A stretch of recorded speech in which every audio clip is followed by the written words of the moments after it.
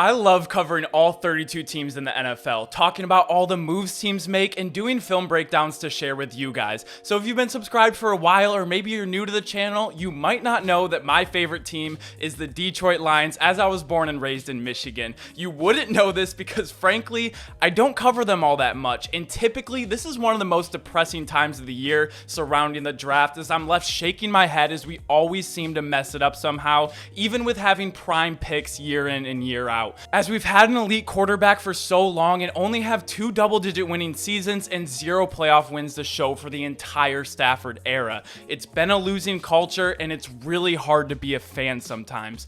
However, the days of the Lions being inept in the draft and having a losing culture are over. And on the outside looking in, that seems like a ridiculous statement to make coming off a 3-win season, but they are no longer a top-heavy talent team built on a sand foundation. They are finally, and I mean finally, doing a proper rebuild, and I'm going to show you exactly what I mean. So in today's video, we're going to cover what the Lions have done through the draft this year, but also looking a bit into last year's draft as well. We're going to talk about the impact of Dan Campbell and why I think the Lions are quietly building a monster team. I can see the clear direction and where we're going, and we can talk about what I think their moves in the future are going to be and when I can see them taking over the division and eventually becoming a team to be feared in the NFC. There's obviously a lot to talk about, so let's get into it. The first thing that needs to be talked about is where this all started with moving on from Stafford and the start of the new regime with Dan Campbell and Brad Holmes at GM. It was a bittersweet breakup, but I think all of Lions Nation was rooting for Stafford for him to have success, but also sad to see him go. But it was mutual. We got a lot of draft capital. It was officially time to move on. It was also slightly a blessing in disguise because the Lions always knew the talent they had in Stafford, and there was always this underlying sense that they felt that they owed it to him to try and contend and not knowingly put him through a multi-year rebuild period. So they always reached for insane potential at wideout or other positions in hopes to make an immediate home run impact, even though they knew that's not what was best for the team. Again, trying to build a mansion on sand foundation. But before we get into MCDC and last year's draft, let's look at what is fresh in everyone's mind and look at what they did in the 2022 NFL draft. Now, we're not going to spend any time on Trayvon Walker, but what I can say, it is probably not an exaggeration that the Lions handed their pick to Goodell before Walker even reached the stage. To me, Aiden Hutchinson was a no-brainer selection. I did a full film breakdown on his game a while ago, but let's briefly summarize and talk about his fit on the team. I don't buy into the fact that he doesn't have the ceiling as other defensive ends taken in year prior. His 3-cone drill, which to me has the case to be the most accurate testing tool for a defensive end's athleticism, he had a historic time. And he was always good, but he had a breakout season last year at Michigan, and it's no mistake that is when they decided to take his hand out of the dirt and make him a true stand-up edge rusher. He was able to see the field much better and allowed him to showcase his football IQ in the run game, and he never bit on play action boots, which is a staple for so many teams. In the pass rushing aspect of things, he has a high motor, really violent hands, incredible bend around the edge. He has strength to bull rush, and even though his arms are shorter, he has amazing technique and was still often able to engage contact with the lineman first, and he's accurate with his arm placement, which allowed him to gain leverage easier. But again, a full film breakdown on him on my other video. But most importantly to me, they drafted a guy I can see having a C on his jersey in the very near future, and he fits the culture Dan Campbell is building. He wants to play in Michigan, he's incredibly talented, and he has the tools and athleticism to get much better. But this pick was a no-brainer. But he's not the only defensive lineman the Lions took. They also got Josh Paschal out of Kentucky with the 46th pick, a super versatile guy that can play all over the line. He had a ton of production, but more importantly, a 3-year captain at Kentucky. Let's quickly look back to the 2021 NFL draft where they took defensive tackle Levi and Aleem McNeil in the 2nd and 3rd round after getting a fantastic tackle in Penei Sewell with the 7th overall pick.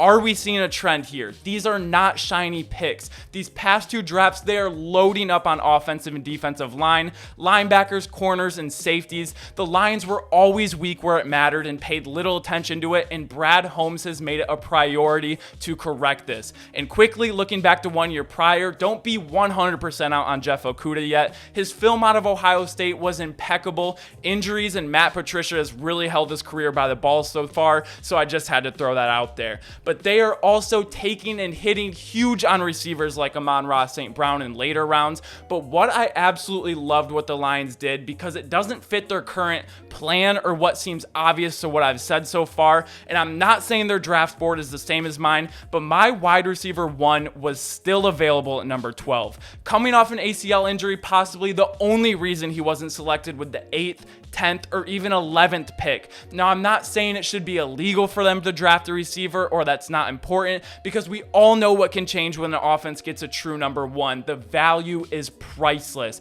I'm saying it shouldn't be a priority before you address the trenches. And I wouldn't want them to take a receiver in this draft if it wasn't, well, exactly and only Jameson Williams. They saw the moment and they didn't sit on their hands. They traded up and took him, and this was one of the best moves of the entire first round, even with all the trades that took place. So now let's take a look around their roster. They have a top 10 offensive line with no visible weak link anymore. They have a true number 1 running back in DeAndre Swift and Jamal Williams to pair with him. At wide receiver, they got a steal in Amon-Ra. They added DJ Chark and the best receiver in a loaded rookie class in Jameson Williams. And this position is a luxury and not a necessity to a rebuild. And going back to their whole overall plan, look for more low round receivers to be taken when they're ready to compete.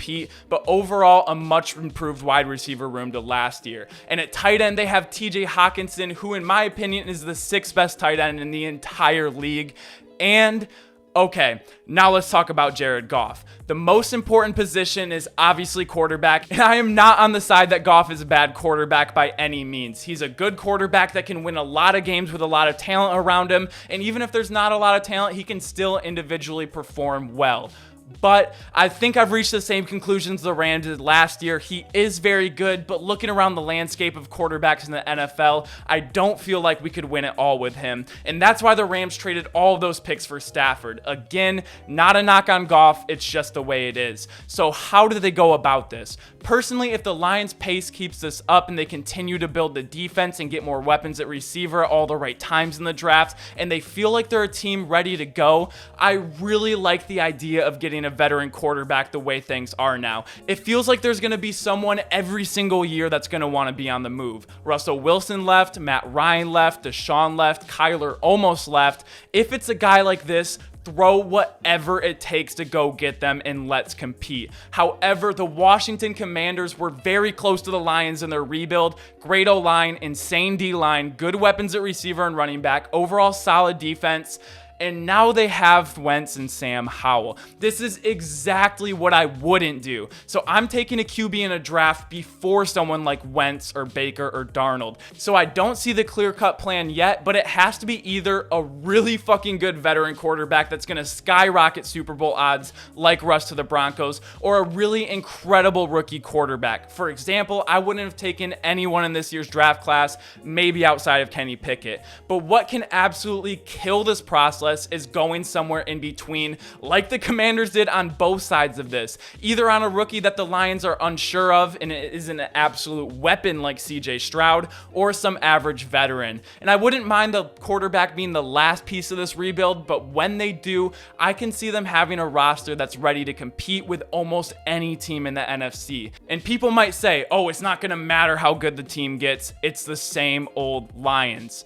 Wrong. Look at the Super Bowl last year and tell me a new coach, quarterback, and GM can't turn around a culture and organization quickly. Dan Campbell and Brad Holmes, and let me show some love to Robert Saleh and Joe Douglas with the Jets, are doing everything right, and I believe it's going to start to show sooner than later. And they've already made improvements from last year, but they weren't even as far away as their 3-13-1 record might indicate. In their 13 losses, some of those include the NFL record-breaking 66-yard field goal after a bullshit missed delay of game call with no time left, a 2-point loss to the Vikings where Kirk Cousins looked like Brady and drove the whole field with 33 seconds to hit a 54-yarder with no time left, a 3-point loss to the Browns with Tim Boyle behind center, a 2-point loss to the Bears on a field goal with no time left, and a 4-point loss to the Falcons where the Lions had a 1st and goal with less than a minute left and just couldn't convert, again with Tim Boyle. So I'm saying their horrible record wasn't as pathetic,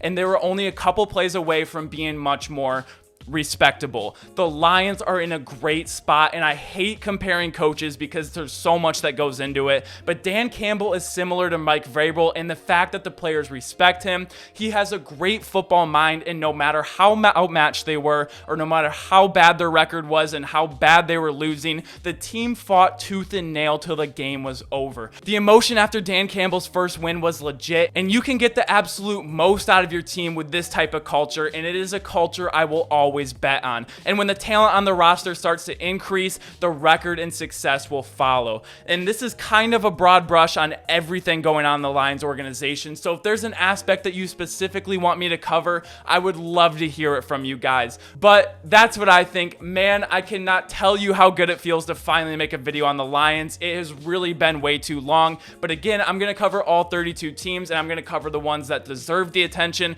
And the Lions have definitely earned their way with everything they've been doing in the offseason and these past 2 drafts. But let me know what you guys think. Make sure to like this video if you like videos like these. Make sure to comment down below what you think about the Lions, and make sure to subscribe if you enjoy daily sports content. I appreciate you guys so much. Thank you guys so much for all the love on the channel recently. And as always, I will see you all tomorrow. Peace!